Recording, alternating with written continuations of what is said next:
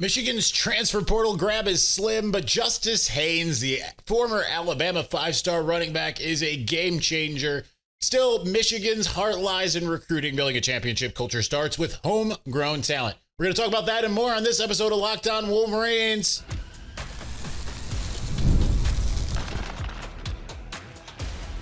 You are Locked On Wolverines, your daily podcast on the Michigan Wolverines. Part of the Locked On Podcast Network, your team every day.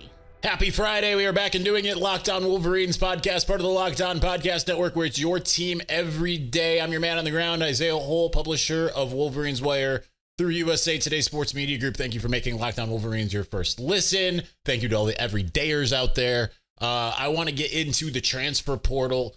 Can it be something that is consistent for a team like Michigan? I think Michigan kind of bucks the trend a little bit compared to what you see across college football. It's not going to be what Indiana was or what MSU's been lately. And I just don't think that Michigan's version of college football kind of makes that sustainable for the ultimate long haul. And I'm going to explain why here in a minute. But at the same time, you can find those types of game changers like Justice Haynes, which PFF put out a list of 10 players that could end up making a big impact in 2025 and find themselves hearing their name called in the 2026 NFL draft.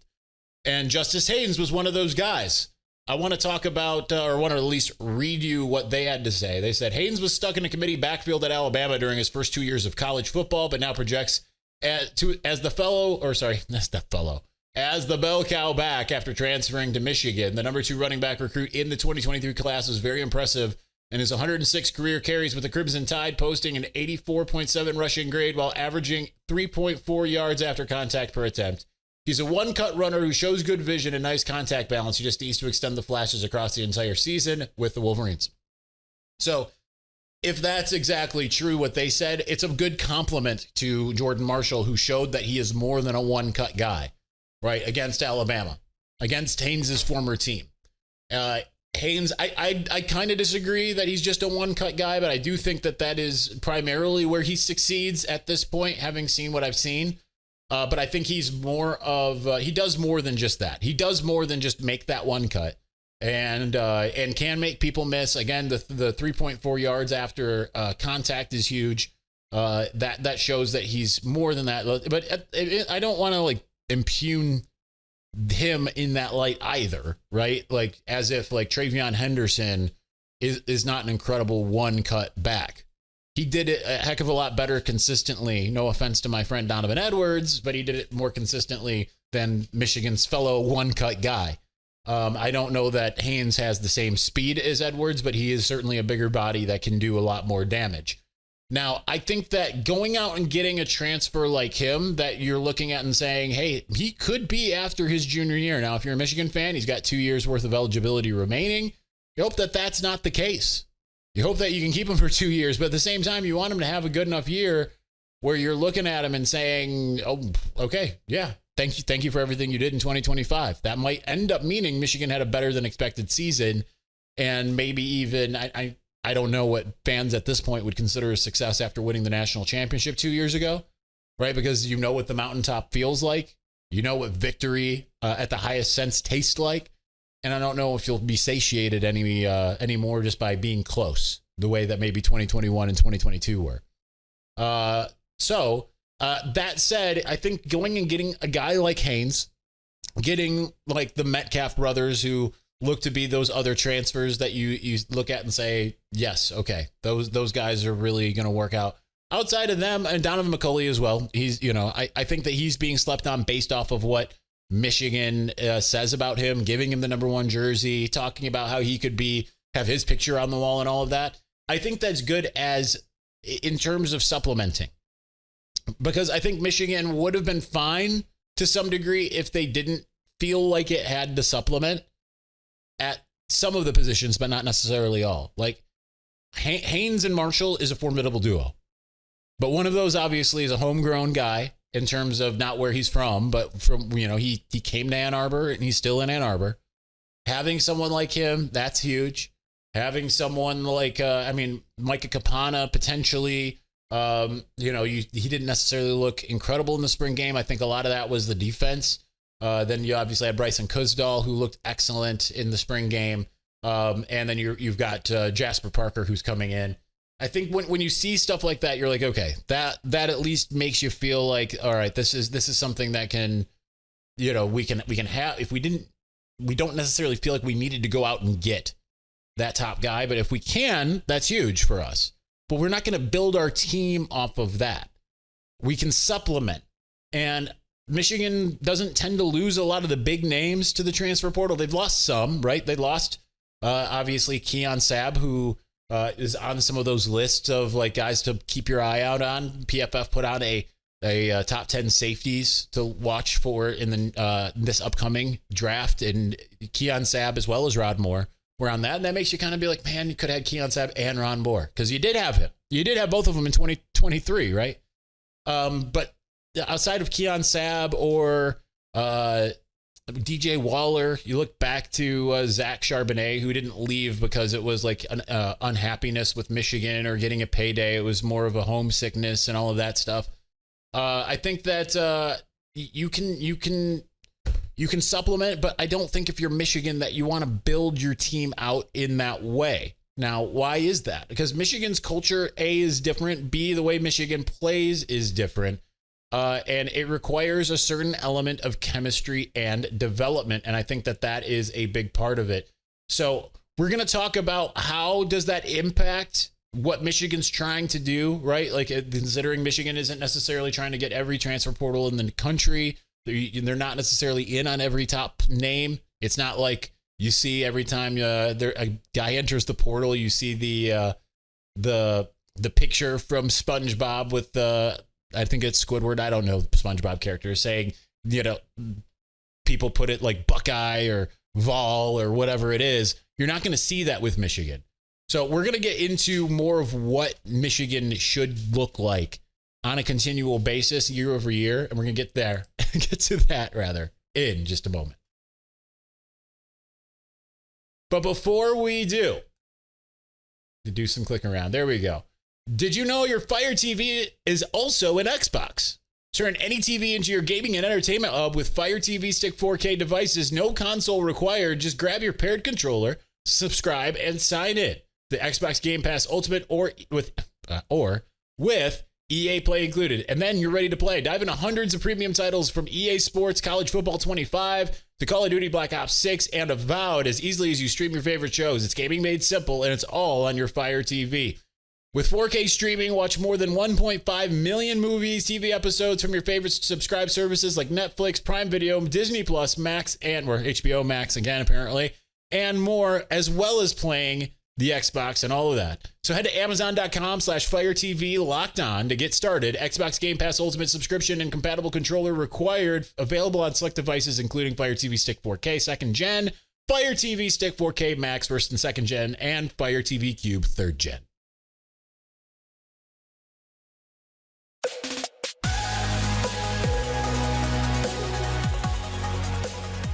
All right, I'm trying a couple different things here with this show. So it's my organization is not failing me. I just can't read it all.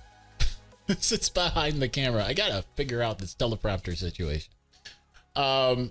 Anyway, why do I say that Michigan is in a different scenario? Because Michigan is unlike a lot of other schools, right? You look at Ohio State and you say like, okay, that's and I don't mean this is any disrespect, much like I didn't mean it as any disrespect, thanks to whoever it is from Voice of College Football that decided to call me out, and while just completely ignoring the context of my comments, as I was trying to say about why I didn't think that they deserved to be in the championship game. I'm not saying that they didn't earn their way there, right? But you missed the context of, I think it should be a 4-team playoff and they would not have been in it. You wanted to just call me out. So I don't mean any disrespect here when I say this either. They are a front-running team. Now, what do I mean by that? That means that they are one of those elite recruiting teams, them and Oregon, even though Oregon's never won a national championship. Sorry, Spencer McLaughlin. They're trying to basically be contenders every single year without necessarily needing the full development piece. That's what I mean, right? They don't necessarily, like, now you need development. Every college football program needs development. Ohio State has big sign in their building with the state of Ohio silhouette and it says developed here, right? You can't not have development. But I would say that a team like Michigan does a heck of a lot more with a lot less than Ohio State, right? And you can look at guys like Rod Moore compared to, now they didn't recruit Caleb Downs out of high school. I mean, they did, but they didn't get him out of high school. Alabama did, right? But like Michigan tends to have a lot more of those 3-star type of guys or those lower 4-star type of guys, the ones that aren't necessarily considered like absolute, like can't miss blue chips. Like, hey, they're just outside that 5-star range, right? Michigan doesn't rely as much on that as Ohio State, Texas, Oregon, some of those other, Georgia, Alabama. Michigan is a lot, they need a lot more to go right in terms of their development. And as a result, too, you have a culture that is built off of work ethic. That's where I think like that's important. And you can see that. I'm not saying that other schools don't have that. Don't mistake that. But what I'm saying is Michigan's predicated identity on I'm going to outwork you. I'm going to be stronger than you. We are going to outlast you. We are going to out-tough you. And that's what they've done. Even against Ohio State last year, who was tougher in the trenches on both sides of the ball? It was Michigan. And it's because Michigan has built that identity. Now, that identity didn't show up early in the season as they were still trying to figure things out and get acclimated, but it showed up against Ohio State and Alabama. And that's why Michigan won those games. I would argue that Ohio State is still not built to beat a team like Michigan that is built off of this culture that they have, off of this identity of we're going to out-tough you. Because Ohio State goes and recruits all of these amazing skill position players. Players that, I mean, throw a couple of those on Michigan and have the right coordinators. I mean, it could be absolutely incredible. But do you sacrifice some of that culture? Now, it feels like I'm kind of diverting away from the transfer portal of it all. But I'm actually not, because to have that more homegrown talent, again, those guys that were recruited, committed, they buy in as freshmen and they come up through the ranks that way, that have that work ethic and understand the culture of Michigan from the beginning, that is invaluable. Now you can supplement, you can bring in guys, but and listen, I love Shea Patterson. I am a Shea Patterson apologist. We used to do lots of shows about Shea Patterson back at obviously 2018, 2019 when the show started. And even afterwards, people are torn on him. But at least he grew up a Michigan fan, so he understood it. But it's a difference having a guy that was at Ole Miss and transplanted in. Again, this is not, Sean Patterson. If you're listening to this, I'm not slamming Shea. I love Shea. But there is a difference between a guy who got used to a different culture and then came in, no matter how much he loved Michigan, and a guy that, like J.J. McCarthy, like potentially Bryce Underwood, we'll see, just those guys that came in and they learned what the culture was from day one. And they were a part of it from day one because they don't have that outside influence. They know, like, here's what this is supposed to look like in Ann Arbor. And this is what it's going to be all the way through, right? You have a steadiness there. And when you have those team captains that, like sometimes you see like an Oluola with Timmy coming that just happens to have the right mentality. A Justice Haynes has the right mentality. And you're not going to be able to build that off of going and getting 40 transfers out of the portal every year. You're just not. And, I'm not saying that Michigan is ever going to be looking to do something like that. But that is a complete wild difference from when you see some of these teams have a little bit of success. Now, I'm not saying Ohio State's doing that. I'm not saying Texas is doing that. They are bringing in choice transfers as well. But when you're Michigan, it's even more important because it isn't a situation of just plug and play, next man up. It is next man up, right? Someone goes down, everyone's got to be able to do their job. But it's more important at a place like Michigan because everything is built off of the culture. And that's what makes it that much more crucial for Michigan to be able to come in and show that, hey, this is what we want out of you. And if you do not acquiesce to this, you're not built for this. It's built within the recruiting. Now, it's also built through the recruiting when it comes to the transfer portal and all of that. But I think it is just that much more important for Michigan to be able to build the culture from the inside out rather than vice versa. I don't think I'm going to be able to see all my writing. I really underestimated all of this, how I want this to work. I'm going to have to put this over here. All right. Using my other screen here. So with that in mind, we're going to talk a bit about what kind of transfers Michigan should target. Kind of already touched on that. And then I'm going to go ahead and add what I think we're going to bring it home.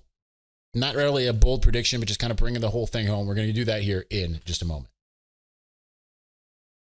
But before we do, ever check your bank account and wonder, where did all my money go between dining out, online shopping, and entertainment? It's easy to lose track. That's where Monarch Money comes in, your personal CFO, giving you full visibility and control over your finances.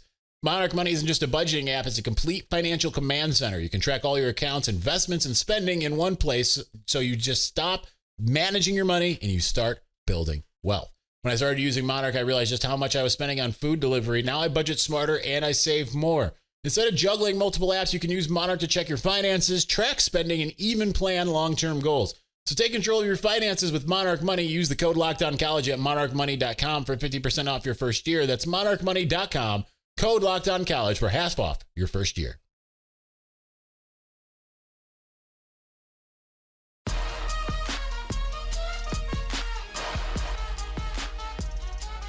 All right, so let's finish this out. Get back into what kind of players should Michigan be looking for? I think when you're getting the Justice Haynes and Olu Oluwatimis, I think that's exactly Drake Nugent, Miles Hinton. You're right. Like, Michigan's not getting a heck of a lot of guys that aren't leaders. Now, it's not saying that they don't have super important transfers, right? You look at the linebacking core, 2 of them are transfers, right? The starters, no less. Ernest Hausman, team captain, but he came after his freshman year. Jayshon Barham is going to lead by hitting people as hard as he possibly can in a game context, right? But ultimately, you have a couple safeties. Obviously, you can kind of look and see where it's peppered in more so than it's the prevailing dominant part of what this Michigan team is, right? They didn't bring in Mikey Keene to be the star quarterback, right? They could have gone after a John Mateer and not worried about Bryce Underwood and said, like, that's how we're going to do it. But I think it's more important to be like, it's the kind of the teach a man to fish scenario compared to, give a man a fish. You teach them, you teach a team to go out and find the talent it wants to develop and recognize, like, that's a guy that can be a player, rather than them developing elsewhere, creating bad habits, and which might not just be bad technique. They might have great technique, but they might be me first. They might not understand Michigan in a way, right? There's a reason already why in recruiting it's already difficult for Michigan, because there is the school component that's a little bit different, right? The online classes, as in they don't have them. They might now after a COVID, I'm not sure, but like there's more stringent academic requirements at Michigan that don't exist at a lot of other schools. I'm not saying they're bringing in all 4.0 students. I'm not saying that. But what I am saying is that you need to be able to handle both the workload, the course load, as well as everything with football. It helps that smart guys tend to do pretty good at football too, right? Like you have to have the athleticism as well, but I'm just saying. So I think that there's a lot of different aspects that make Michigan unique. So I think that, you can bring in some guys. I think it helps to have a couple that are younger, like a Brady Norton, like a Ernest Hausman at the time that he came in.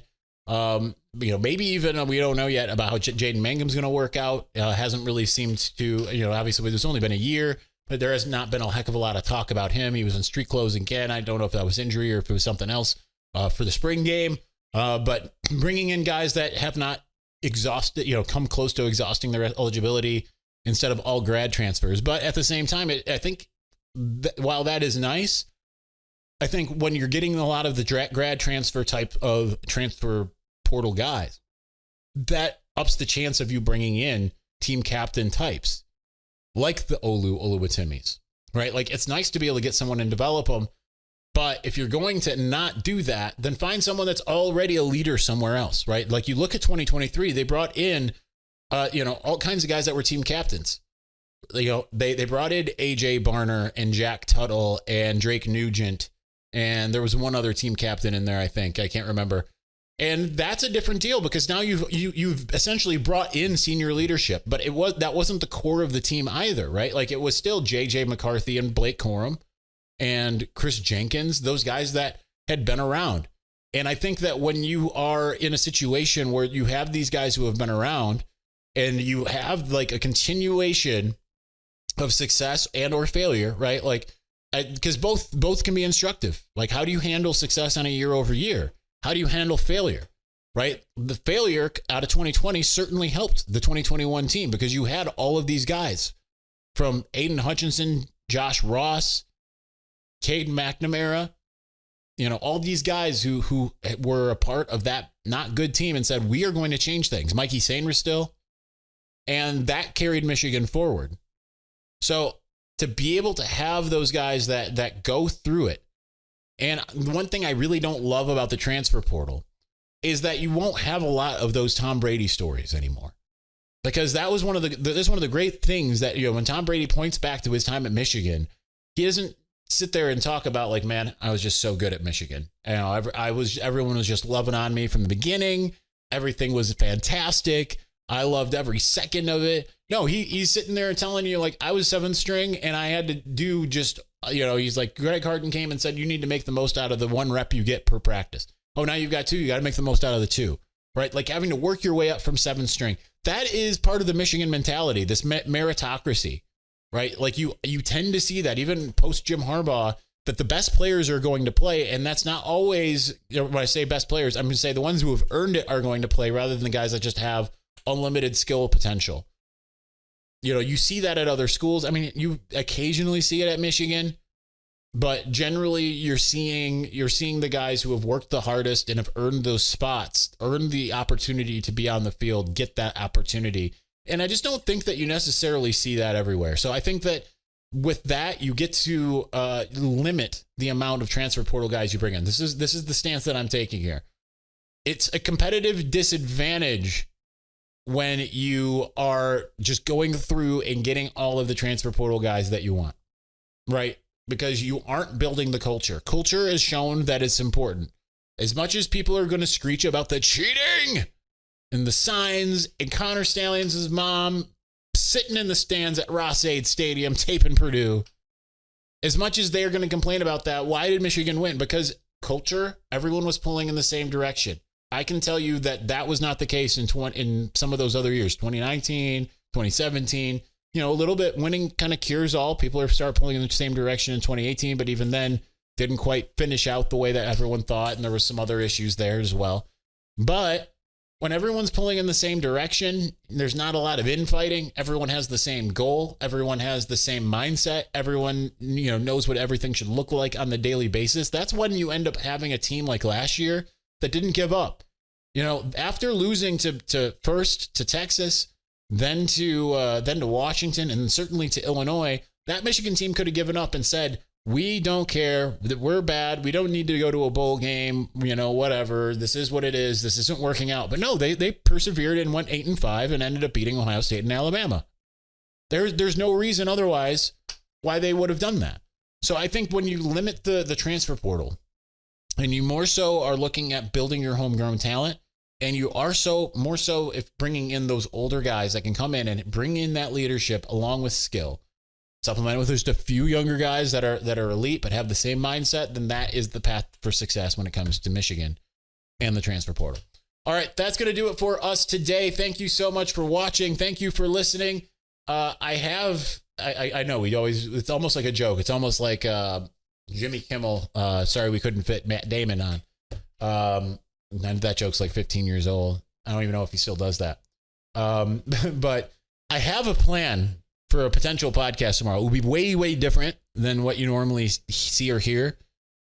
If I can pull it off, there will be one tomorrow because I'll be on location somewhere. If I can't, then we'll talk about it on Monday. But anyway, thanks for watching. Thanks for listening. Talk to you again soon. Peace.